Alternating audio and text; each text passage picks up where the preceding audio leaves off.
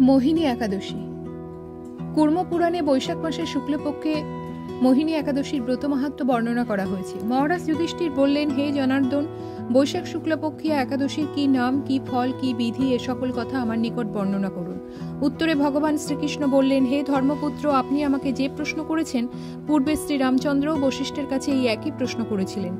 তিনি জিজ্ঞাসা করেছিলেন, হে মুনিবর, আমি জনকনন্দিনী সীতার বিরহজনিত কারণে বহু দুঃখ পাচ্ছি, তাই একটি উত্তম ব্রতের কথা আমাকে বলুন, যার দ্বারা সর্ব পাপ ক্ষয়, সর্ব দুঃখ বিনষ্ট হয়। এই কথা শুনে বশিষ্ঠদেব বললেন, হে রামচন্দ্র, তুমি উত্তম প্রশ্ন করেছো। যদিও তোমার নাম গ্রহণেই মানুষ পবিত্র হয়ে থাকে, তবু লোকের মঙ্গলের জন্য তোমার কাছে সর্বশ্রেষ্ঠ ও পরম পবিত্র একটি ব্রতের কথা বলছি। বৈশাখ মাসের শুক্লপক্ষিয়া একাদশী মোহিনী নামে প্রসিদ্ধা। এই ব্রত প্রভাবে মানুষের সকল পাপ, দুঃখ ও মোহজাল অচিরেই বিনষ্ট হয়।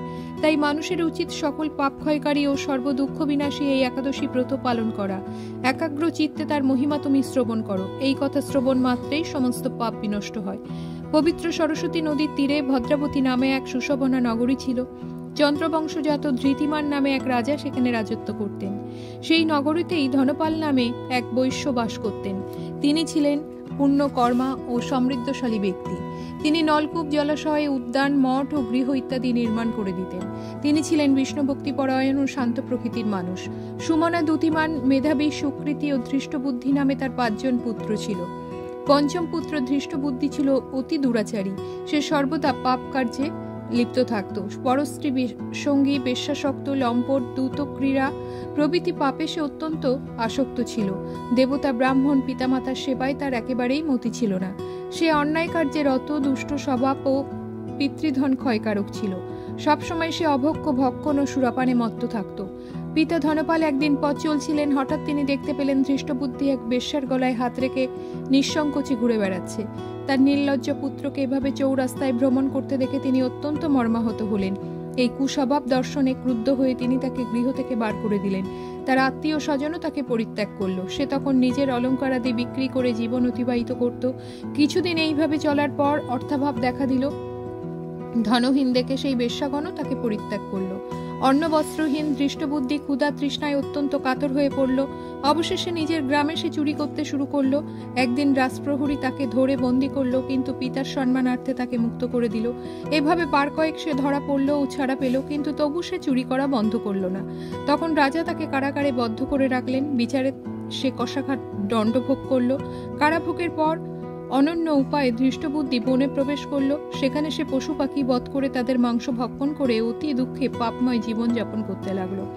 দুষ্কর্মের ফলে কেউ কখনো সুখী হতে পারে না, তাই সেই ধৃষ্টবুদ্ধি দিবারাত্রি দুঃখ শোকে জর্জরিত হলো। এভাবে অনেক দিন অতিবাহিত হলো। কোনো পুণ্য ফলে সহসা একদিন সে কৌণ্ডিন্য ঋষির আশ্রমে উপস্থিত হলো। বৈশাখ মাসের ঋষিবর গঙ্গা স্নান করে আশ্রমের দিকে প্রত্যাবর্তন করছিলেন। শোকাকুল ধৃষ্টবুদ্ধি তার সম্মুখে উপস্থিত হলো। ঘটনাক্রমে ঋষির বস্ত্র হতে এক বিন্দু জল তার গায়ে পড়ল।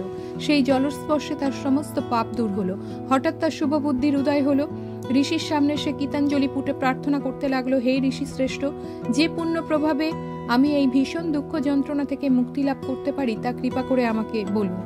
ঋষিবর বললেন, বৈশাখ মাসের শুক্লপক্ষে মোহিনী নামে যে প্রসিদ্ধ একাদশী আছে, সেই ব্রত তুমি পালন করো। এই ব্রতের ফলে মানুষের বহু জন্মার্জিত পর্বত পরিমাণ পাপ রাশিও ক্ষয় হয়ে থাকে। মহামুনি বশিষ্ঠ বললেন, কৌণ্ডিন্য ঋষির উপদেশ শ্রবণ করে প্রসন্ন চিত্তে ধৃষ্টবুদ্ধি সেই ব্রত পালন করল। হে মহারাজ রামচন্দ্র, এই ব্রত পালনে সে নিষ্পাপ হলো, দিব্য দেহ লাভ করল। অবশেষে গরুড়ে আরোহণ করে সকল প্রকার উপদ্রবহীন বৈকুণ্ঠ ধামে গমন করল। হে রাজন, ত্রিলোকে মোহিনী ব্রত থেকে আর শ্রেষ্ঠ ব্রত নেই।